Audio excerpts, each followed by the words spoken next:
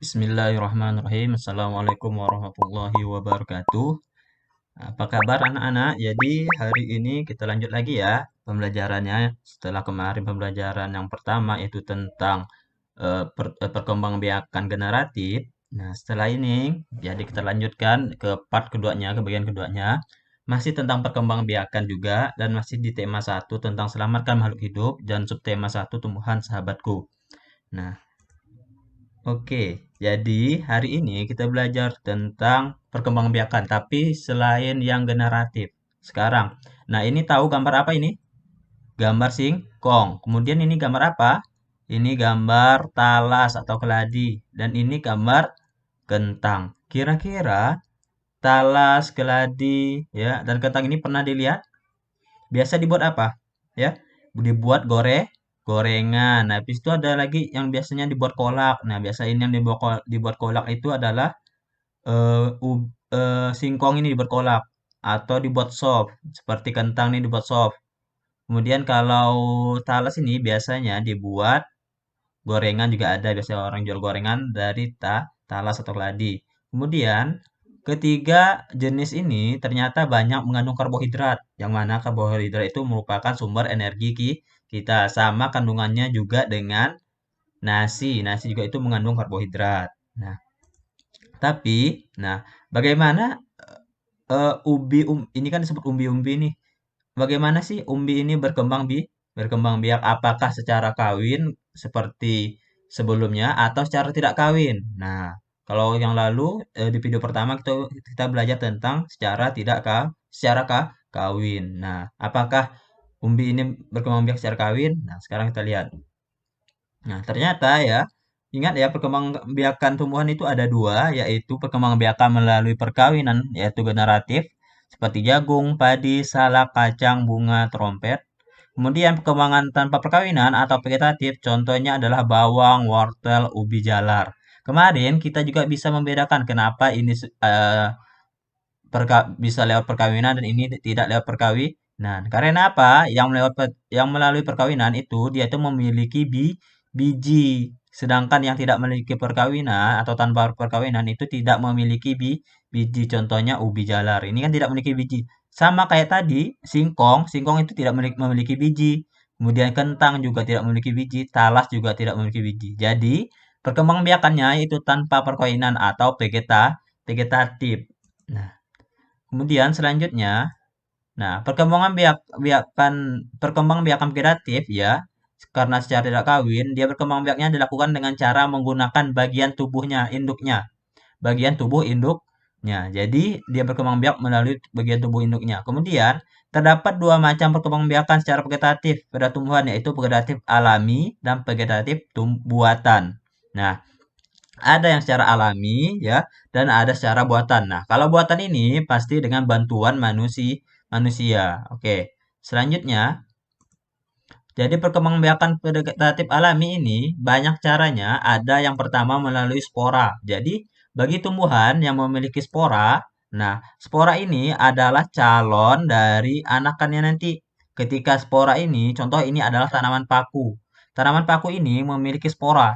Nah, ini. Jika spora ini jatuh ke tanah, maka ini kan tadi seperti perkembangbiakan vegetatif alami, yaitu perkembangbiakan yang menggunakan bagian tubuhnya. Nah, bagian tubuh dari tanaman paku ini adalah spora ini. Nah, jika spora ini jatuh ke tanah, maka spora ini akan menjadi anakan yang akan menjadi tumbuhan paku selanjutnya.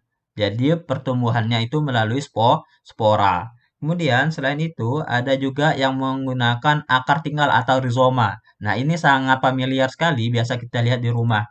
Contohnya itu jahe merah ini. Nah, jahe merah ini berkembang biak ya menggunakan akar tinggal atau rizoma. Biasanya orang cukup patahkan jahenya, kemudian simpan di tanah, maka akan langsung tumbuh. Nah, jadi dari jahe ini ya akan tumbuh dan akan berkembang biak memperbanyak eh, akar tinggal atau jahe-jahe lainnya. Contoh ini, nah, misalkan cuman sedikit jahenya, ketika tumbuh akan banyak jahenya yang akan berkembang. Baik.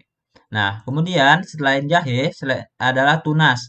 Nah, mungkin kalian pernah lihat pisang. Nah, pisang itu merupakan eh, dia tumbuh melalui tunas. Nah, tunas di sini ini bisa kita lihat contoh ini pohon pisang ya. Ini pohon pisang dan ini ada nih pohon pisang yang lebih kecil lagi yang dekat dengan pohon pohon pisang yang lebih besar. Nah, pohon pisang yang lebih kecil ini disebut dengan tunas. Nah, maka kalau ingin menanamnya, sebenarnya bisa dibiarkan seperti ini, ya. Tapi biasanya orang kalau menanam pohon pisang, nah anakannya ini atau tunas ini akan dipisah dan ditanam di tempat yang lebih di tempat lain. Nah, yang lebih jarang atau tidak terlalu dekat dengan pohon lainnya agar dia tumbuhnya lebih bagus. Nah, seperti ini. Nah, ini kan ada pohon nih besar nih. Nah, ini pohon anakannya. Jadi ini biasanya dipisah. Nah, kemudian selain tunas, ada namanya tunas adventif. Nah, tunas adventif ini ya seperti cocor bebek ini, tanaman cocor bebek. Nah, tunas adventif yang mana? Ini. Nah, yang tumbuh di tepi-tepi eh daunnya dan daun cocor bebek ini. Nah, jadi jika daunnya ini jatuh ke tanah, maka tunasnya ini akan tumbuh. Nah, akan berakar dia. Nah, maka akan menghasilkan cocor bebek selanjutnya, tanaman cocor bebek selanjutnya. Nah, selain itu ada juga namanya umbi lapis. Tahu umbi lapis? Nah, umbi lapis ini banyak di rumah kita ya. Contohnya umbi lapis itu adalah eh bawang. Tahu bawang? Nah, bawang itu kan berlapis-lapis kan kalau kita kupas itu berlapis-lapis. Nah, itu kenapa disebut umbi lapis dan selain itu juga cadangan makanannya itu ada di daunnya. Nah, salah satu biasanya daun bawang itu kan berlapis-lapis ya. Nah, itu disebut umbi lapis. Kemudian, nah jika bawang ini sangat mudah nanamnya ya, yaitu dengan cara bawang ini misalkan simpan di tanah, kemudian nanti akan tumbuh daun-daunnya. Nah, jadi cukup dengan umbinya. Jadi nanti akan tumbuh bawang-bawang selanjutnya. Oke, selanjutnya selain umbi lapis ada namanya umbi batang. Nah, umbi batang ini, nah seperti yang tadi di awal itu seperti kentang ya. Ya, dia itu tuh apa batangnya itu jika nyampe ke tanah maka nanti akan menghasilkan akan menyimpan cadangan makanan tersebut. Nah, nanti cadangan makanan tersebut yang akan menjadi umbi batang. Nah, umbi. Nah, makanya rata-rata buahnya itu berada di dalam tanah. Oke, selanjutnya itu umbi akar. Nah, umbi akar ini contohnya wortel. Nah, wortel kalau kita biasa lihat itu kan. Nah, jadi ternyata cadangan makanan itu disimpan di bawah sini. Maka yang lebih besar itu adalah di bawah yang disebut wortel ini. Coba kita lihat. Nah, ini. Nah, jadi wortel ini merupakan salah satu umbi akar. Nah, oke, selanjutnya ada namanya geragi atau stolon. Nah, geragi atau stolon ini ya berkembang biak melalui